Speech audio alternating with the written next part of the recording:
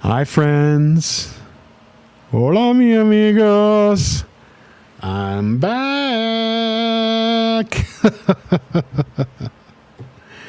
Well, how are ya? Seriously. It has been a minute. It is so good to see you. Yeah, it's been... Well, I lost track, actually, and then I had to go look it up and see when the last time I did a stream was. And it's actually been over 2 months. Just blows my mind.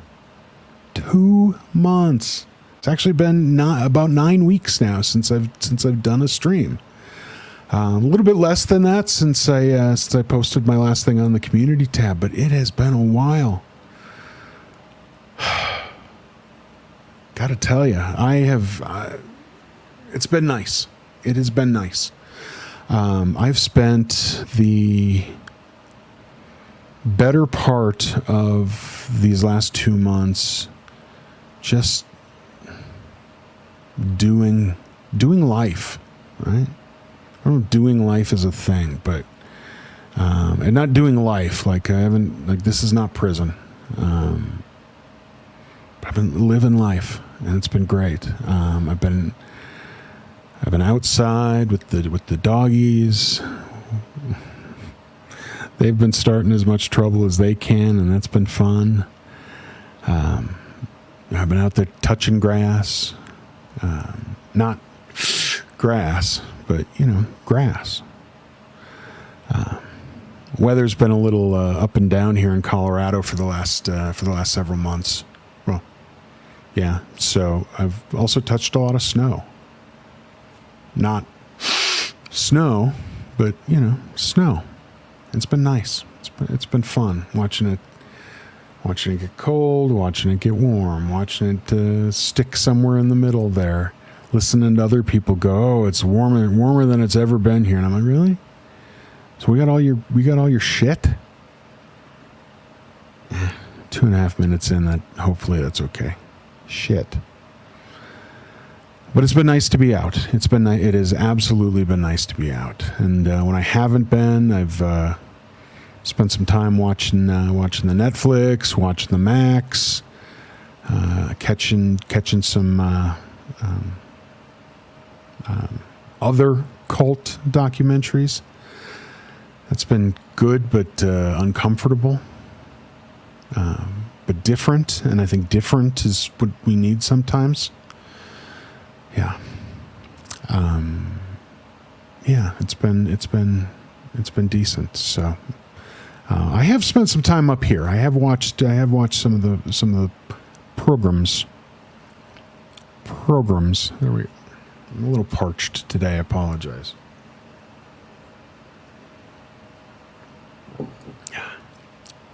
Programs. There we go. That sounds better.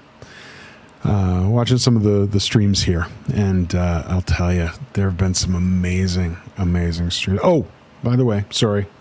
Me, head runs in 400 different directions.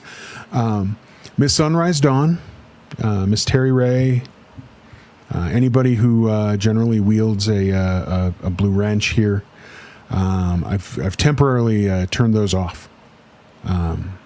So you guys just kick back, relax. I will take responsibility for whatever I happen to say here. I will take responsibility for any of the trolls that pop in. Just don't worry. It's not a permanent thing. It's just did it for today. So relax and do your thing. Do your thing. It's good to see you. Anyway, where was I?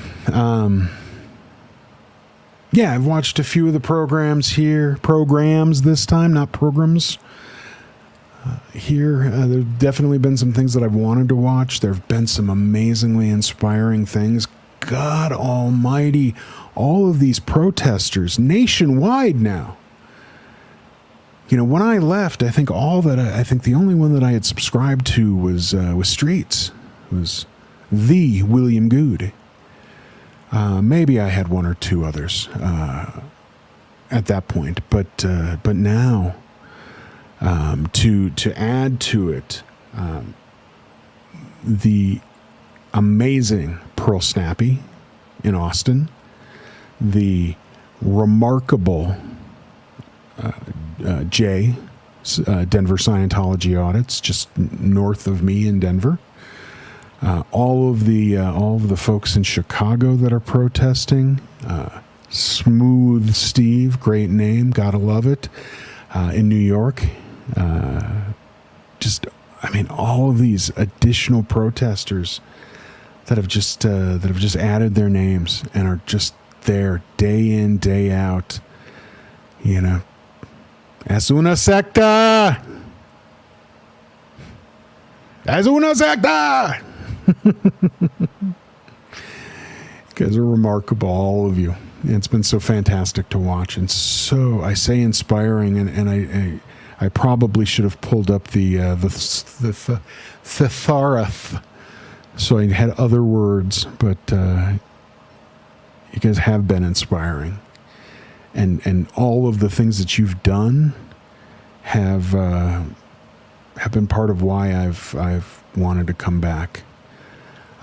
Jay, I've got some things going on, some things going on inside me here, but as soon as I have the opportunity to get up there and stand with you. Now, some people say that Denver is south, or I'm sorry, not south. That's wrong. Down. They say it's down. Oh, I'm heading down to Denver. Well, no, you're not. You're heading up to Denver. Because Denver's north. But apparently, some native Coloradans, like to think of it as, what's the word for it? Altitudinally, it's down.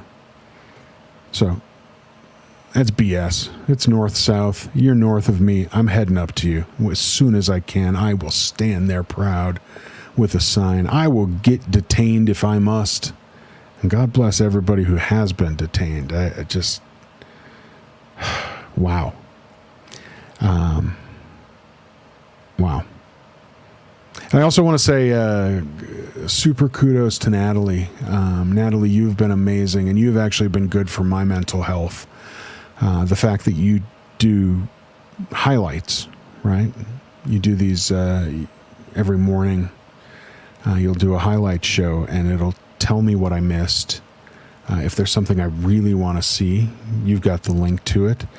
And I'm not sitting there watching end to end, listening while I work, diving into this crazy telenovela that we all are part of here. And you've been remarkable. So I'm so glad you've joined. You're fantastic. And as somebody who spent the first 32 years of my life in the Twin Cities, it's great to watch you every day. All hail Lake Minnetonka. So anyway, yeah, there's been so much. I watched the other day. I think it's the other day. Hell, it could have been a week, 2 weeks ago by now. But I watched the other day. I watched a program with. It was Sterling. It was Sterling and Miriam. And it wasn't a conversation about Scientology. It was actually a conversation about the book 1984, which they did a good job tying back into Scientology, mind you. But it wasn't the same Scientology speak that we've heard over and over and over. So you guys, I know 1984 is not a fun book, and I know Scientology is not a fun topic, but you did bring some fun into the conversation. And so thank you both for that. Thank you both for that. Of course, I think the thing that really affected me the most while I was gone was when what I'm going to call the stream team the Justice League. I forget what the name was, but a group of streamers from ultimately across the Northwest and one from the East went to Los Angeles and protested with the Squirrel Squad. That was Aaron and Liz Gale and Liz Ferris and Alicia and Nora. Did I miss anybody? It was just a great weekend. And on that Saturday night, something really, really special happened. I didn't know anything was coming. I don't think any of us did. I was watching Nora, and I was all excited with Nora because she was kind of giving us the rundown, right? And I love Nora's rundowns, 100%. And she ultimately ended up looking for folks looking for somebody to be her buddy, to take a tour around the Celebrity Center. Safely, they were going to go around the other side of the street, but wanted to take a walk, and Nora wanted to give us a tour. Alas, Nora could not find anybody to take the walk with us. Asked the first person, no, not right now. Asked the second person, oh yeah, maybe in a bit. And then, distractions happened. Started having conversations. Things like, cover your drink. Things like, hey, they support grapists. All that good stuff that goes on when you're protesting, and so things happen. Ice cream became a distraction, and I cannot tell you how much I wanted to be standing in line getting some damn ice cream. But I think Nora went in and got ice cream for her and Alicia. And then when she came out, all of a sudden there's, hey, you want to take a walk around? Scroll. There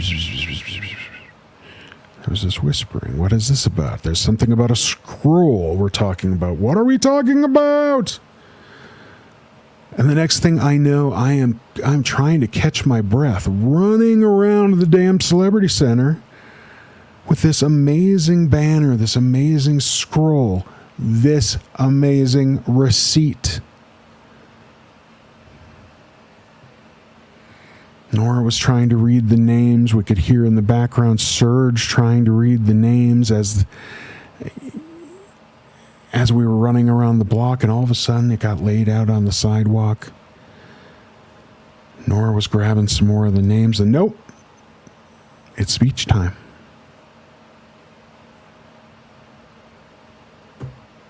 I am not a crier, folks, but I lost it. I absolutely, I could not contain myself. That was probably the most emotional moment that I've experienced since I have been a part of what is now known as, or what is sometimes known as SPTV. I mean, I've been watching for, I don't know, it's had to have been 3 years now, right? Had to have been 3 years. I'm going to have to go back and check that, see which of Aaron's things I was watching before anybody else was out here, and see how long ago that was. But it's been well over two, if not longer. So I watched Nora's, and I watched the speeches, and then Nora ran through the names. And then I flipped over to Serge's. As they were crossing back over the street, as the speeches had ended, I went back and watched Serge's from the beginning, and my God. I think it started with a starburst and then became just this beautiful black and white imagery, and there is Serge as only Serge can do. Not just reading the names, but telling the stories and showing that emotion for all of those people, all of those survivors and not on that list. I've watched that. I've watched those. I've watched them a couple of times. I've watched Liz Gale. I've watched. And I can't tell you how many names are ingrained in my head now, right? I mean, these are people that we know. These are people that we've heard of. And these are people that we haven't heard of.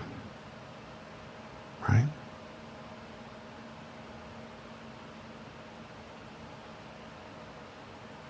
I mean, Philip Gale, Liz Gale, Nora Ames, Laura Anderson, Liz Ferris, Serge Del Mar, Aaron Smith-Levin, Colin Smith-Levin,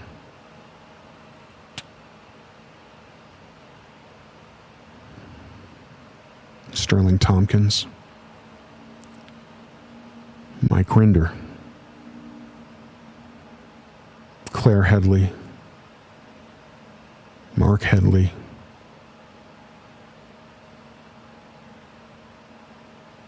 I'm going to miss a ton here.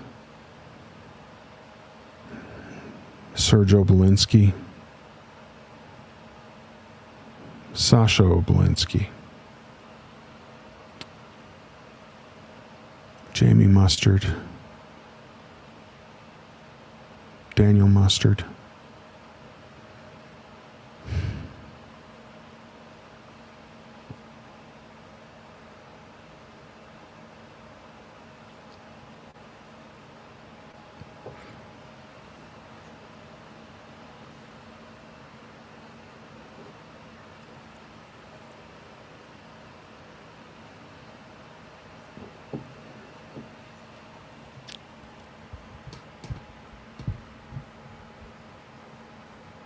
Jenna Miscavige.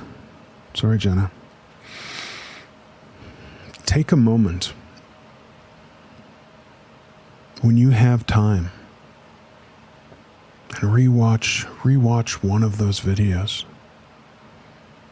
Go back through those names.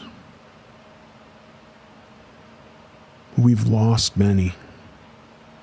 Yeah, and I say we. I'm in this as much as everybody else. I stand with everyone. I stand with everyone on that goddamn list. Miriam Francis, I'm sorry. You, of course. See, they're going to keep popping into my head as I go, and I'm going to feel bad not saying them. Take that time. Take some time and go back through that list. Remember those names. And those that are still with us, those names that have survived this hell, those second gens, those born-ins that are speaking out,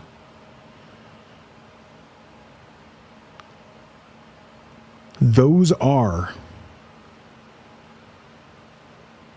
the best chance that we have to stop this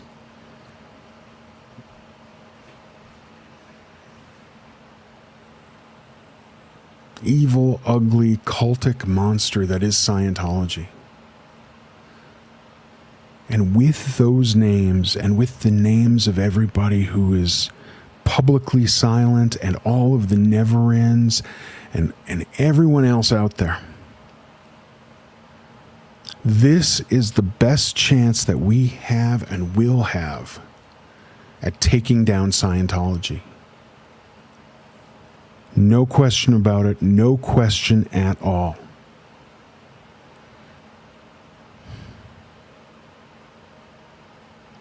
But in order to do that, and this is no joke, in order to do that, we need to stop this infighting and get our heads out of our asses right now. No joke. No joke. And I say infighting. And some will respond to me and say, well, it's not infighting. What are we in? We're not in anything. This is not in anything. This is just a group of people that happen to be talking about the same thing. Bullshit. You know, the moment you take one person and bring them together with another person, and they're here for they're here to discuss and to be part of a common cause, you have a community. Two people is a small community, but it's a community. And when this person starts attacking this person, or this person starts attacking this person, or mud starts getting flung back and forth, that's infighting. And we don't get anywhere with infighting. We don't get anywhere fighting each other when the big bad bully monster is standing right in front of us and we're supposed to be attacking them. Folks, this shit is getting old. We know for a fact. We know when it started. It started back in November. And I'm not trying to soften anything. I'm not trying to say anybody is not responsible or we need to be nice to everybody. No. No. Let me explain.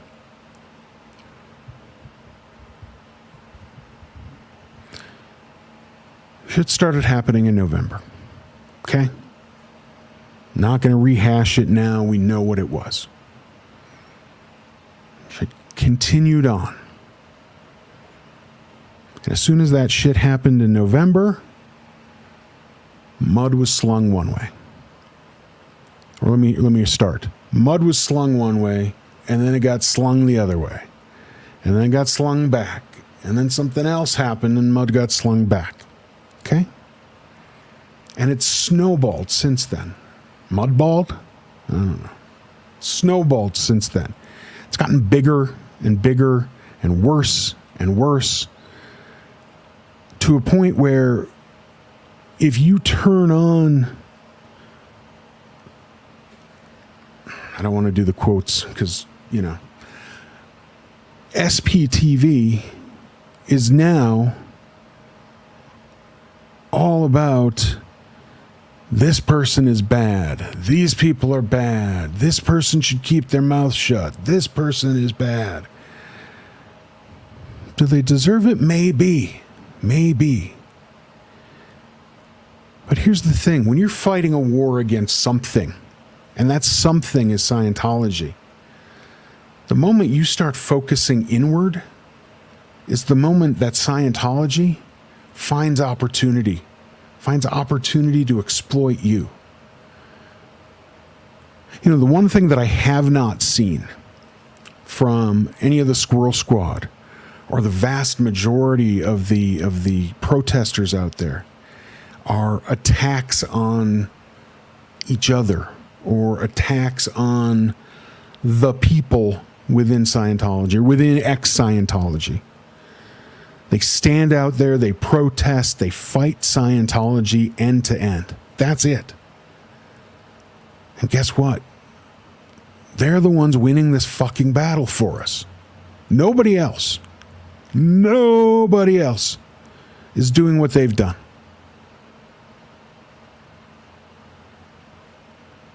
Think about that. The next time you want to go live and say, how dare this person for this? I'm disappointed in that. I'm just asking questions. Really? Pointed questions? Which, by the way, you have a right to ask. And I expect that you will continue to ask them, or I expect that you will ask them. But I ask that you don't ask them right now. Let me make this easier. Make it make more sense. It's been a few weeks. God, it's been a month now since the Super Bowl, right? Good game. Not a high-scoring game. Not a fast-paced game. But a good game. After 4 quarters, the game was tied up, so let's not worry about that. We went into overtime. We. The teams went into overtime. And what happened? San Francisco 49ers get the ball. They move the ball slowly into scoring territory. They kick a field goal. Easy field goal. Kick it. Done. They've taken the lead. Okay? And the Chiefs get the ball. Now they very slowly, this is turtle pace. Very slowly moving the ball forward into San Francisco territory. Here we go. We're moving. Oh, we're into scoring territory. We can kick a field goal and tie it now. What do? They decide to continue moving. They've still got time. They don't want to score and give San Francisco the opportunity to score again. So they're going to keep pushing forward. Some of those plays were a little touch and go, right? Could have lost the ball, but they're moving forward. Now, they are close as can be. They have 2 options. They can kick a field goal, tie the game up. San Francisco has no real chance of scoring again. We go into a second overtime. And then God knows what happens there, right? It's tie game. We're essentially playing this overtime over. Or they can take the risk and go for a touchdown. If they make the touchdown, they win the game. If they miss the touchdown, they lose the game. Most of us know how that game ended and what was played. I'm going to tell you this. My favorite 3 plays from that game, from that overtime. There was one play where quarterback, Patrick Mahomes, Kansas City Chiefs quarterback. Ball gets hiked to him. He takes a knee, stops the clock, walks over, grabs that mesh bag of footballs, and just starts pummeling all of the players that are sitting on the bench. All these injured reserves, players that haven't played all season. Hell, some of them may not have played for 15 years. I don't know. They've been sitting there forever. He's just pummeling them all. It's like that game. It's like that game at the carnival where you're shooting the ducks, pew, and the duck goes bloop, and you shoot pew, bloop, right? He's doing that. Boom, boom, boom, boom. Amazing play. Play that I have never seen before in a football game. Loved it. Oh my God, loved it. It's play 1.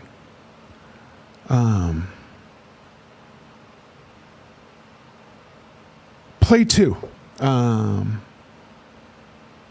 Donovan Smith.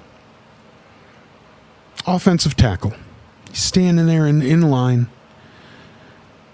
You know, his job is to essentially block the defense from the quarterback. He's standing there. What does he do? He swivels over. He grabs Travis Kelce by the throat. Boom. Throws him right down on the ground.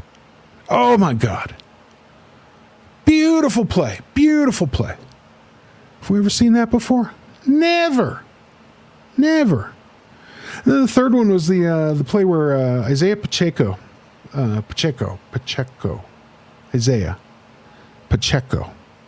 running back, Kansas City running back. He's running around the back of the field. He runs up to what the hell does he do? He runs up to Mahomes and he clotheslines him and knocks him down, causes a fumble. Again, a play I have never seen before in not just a Super Bowl, but ever in a football game. I'm not a big football player, so it could happen. A big football fan, but so it could happen. But that's what I saw. Beautiful plays, all three of them. Right? Again, never seen them before in a Super Bowl. You guys know what I'm talking about, right? You guys ever see? Oh, shit, right. You guys don't know what I'm talking about. You didn't see those plays. Because they didn't fucking happen. Because never did anyone on the Kansas City Chiefs team attack another player on the Kansas City Chiefs team.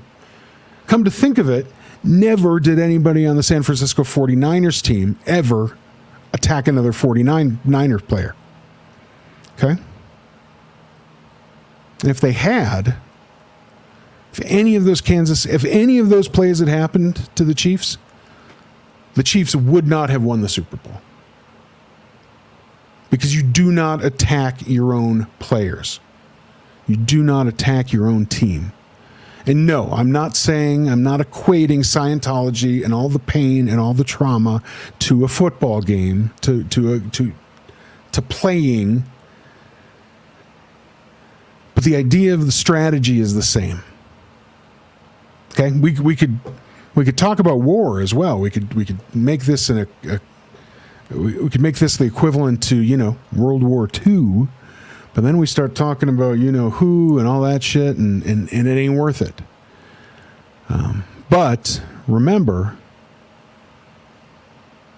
the Americans and the Brits were not fans of the Soviet Union. Yet those three militaries came together to create the Allied forces.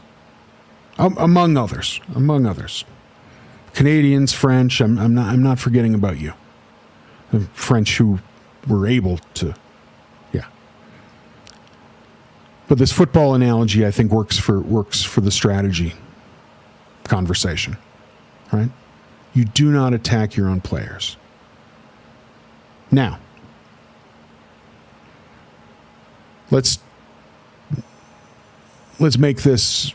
Let's say that the Kansas City Chiefs, let's call them Team SPTV, and San Francisco 49ers, let's call them Team Scientology. Sorry 49ers fans, it's just to get the point across. I still have tons of respect for you. NFC all the way. Okay. Anyway, if we were to do that, every time that we make one of those plays, those attacks against our own players, those goofball fools over in Scientology are looking for opportunities, right? They're not that smart, but they're looking for opportunities. They're looking for a way to score. They're looking for a way to push us back, to delay the game. And now we don't have a 15-minute clock on us like they do in football, but we certainly do have a clock on us.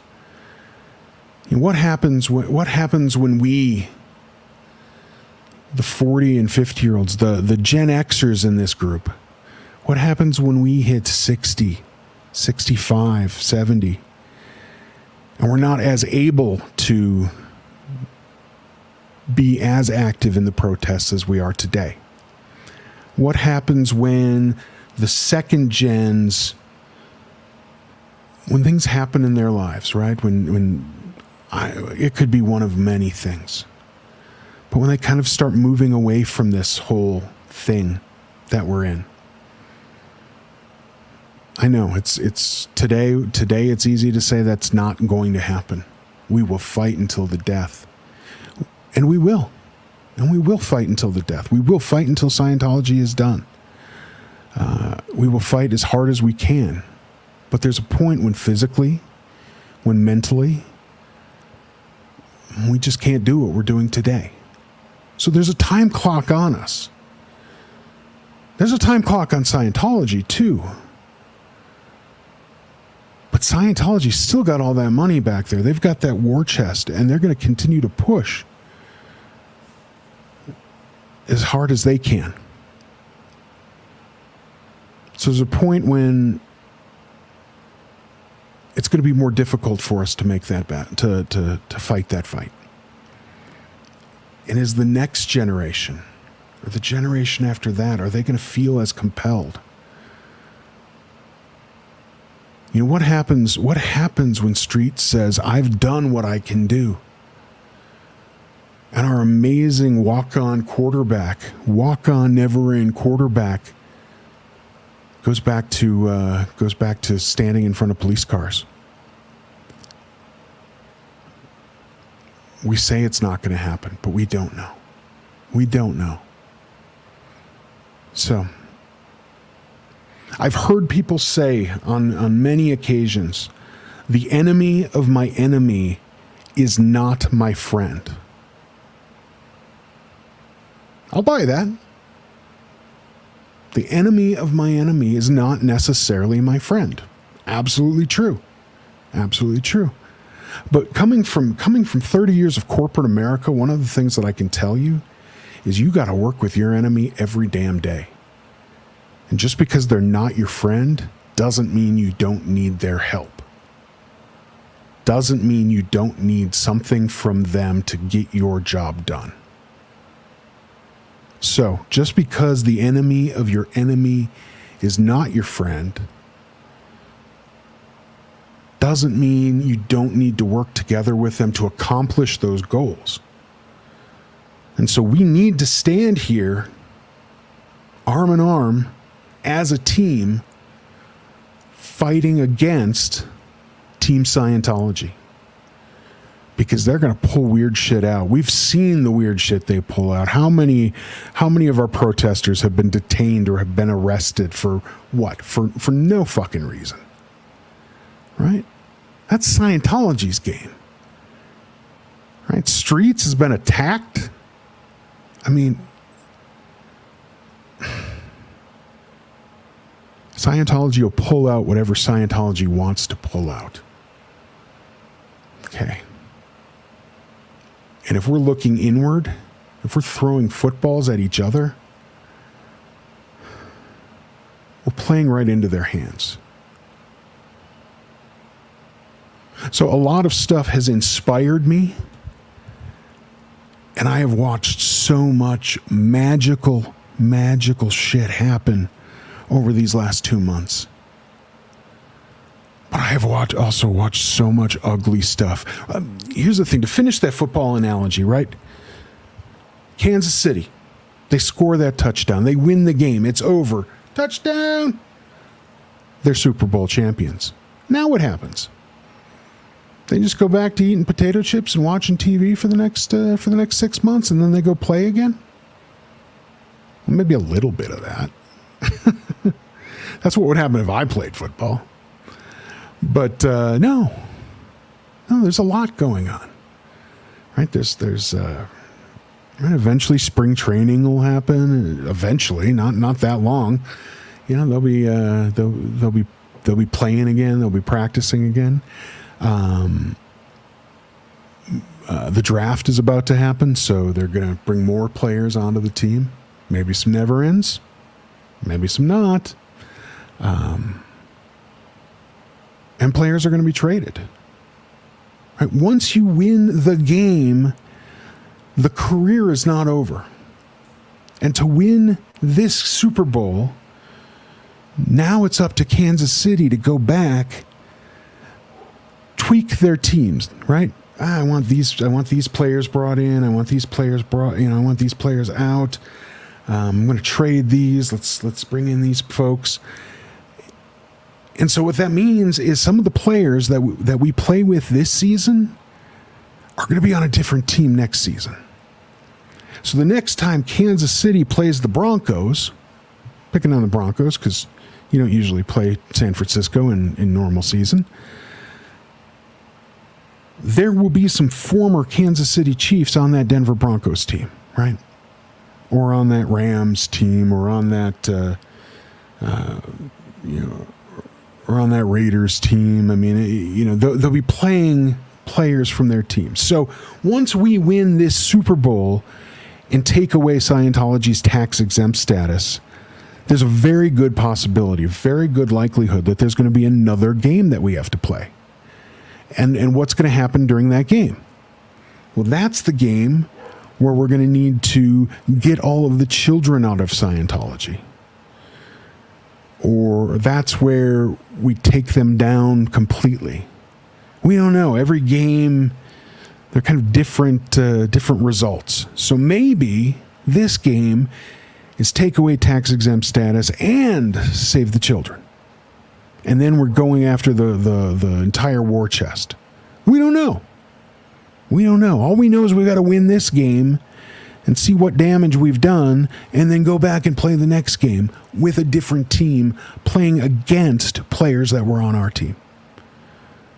Right? So if you don't like Bob, well, Bob's going to be on a different team next season. Bob's going to be on the Raiders. And then when we play against the Raiders, we're going to take down Bob.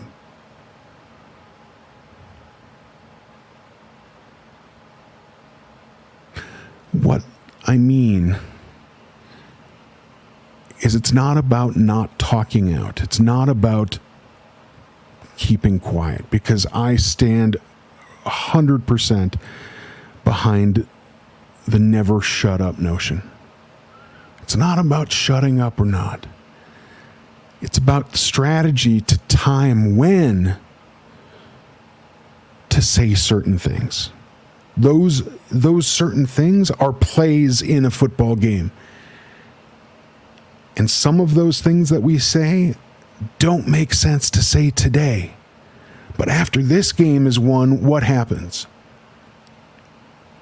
Once those players are traded, it makes a whole hell of a lot of sense to stand against them then. The game won't be over when we take away Scientology's tax-exempt status. We must stand behind everyone. We must stand behind the children. We must stand behind the survivors. They are survivors. They are not victims. They are survivors. They have made it, and they are here, and we stand with them. We must stand together as an ex-Scientology movement. I don't care if somebody says, oh, this happens every 5 or 10 years. Should it? Should it? Seriously. Oh, it happens every 5 or 10 years, but that doesn't mean that it's okay. Doesn't mean that it's the right way to do it. It just pushes us back every time. And then we got to move our asses back forward again from a further point. It does not make sense to continue a concept that every 5 or 10 years we're going to break up as a group, and then I don't know, rebuild and come back from the end zone. Folks, that's not the way you fight a fight. It's absolutely not the way you fight a fight. So there's a lot that's said. There's a lot of making these in-fight battle things okay, but that doesn't mean that they're actually okay. If we stand together and finish this fight, then kick somebody out. Get them out of here. Trade them. Stand against them. Do the thing. But right now, this is a back and forth, and it's just getting bigger and bigger and bigger and noisier and noisier. And this conversation isn't just about the content creators, not by any means. This also includes 100% those people who are frequent chatters, those who are regulars in chats and continue to have conversations and take something that somebody says and snowball it into something else. And this also goes to the silent participants, right? Those, what the hell? Now I'm spacing out to the word. The lurkers, right? The silent participants. But I'll get to you guys in a second, okay? To the chatters, when you start throwing in all of these snowball anti-people conversations to a chat, and when the content creators are either not paying attention or letting one side snowball through, you know what that is? That's you're turning yourselves into trolls. And just because the content creator that you're speaking in, whose stream you're speaking in, just because they allow it doesn't mean you're not a troll. Okay? And if you're not going to be supportive to the movement of taking down Scientology, then how about you just get out? If you're just going to be there creating tension, creating drama, what's the point of you being there? What is the point of you being there? I mean that.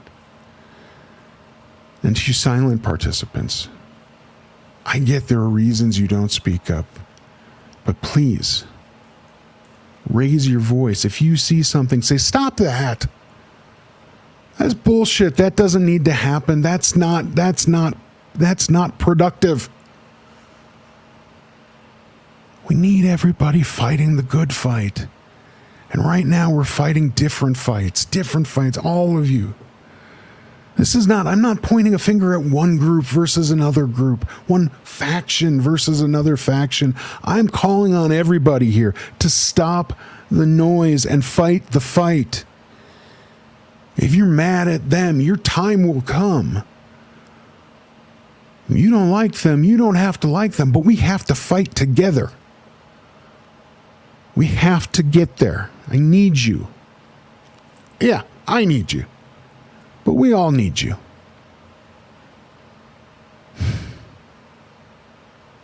There's a lot of inspiring stuff going on right now. There are so many great people doing so many great things.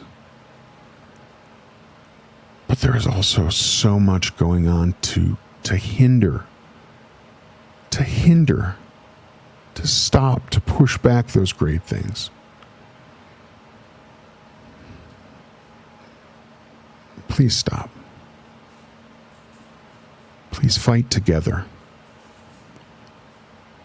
Let's hurt Scientology, not each other.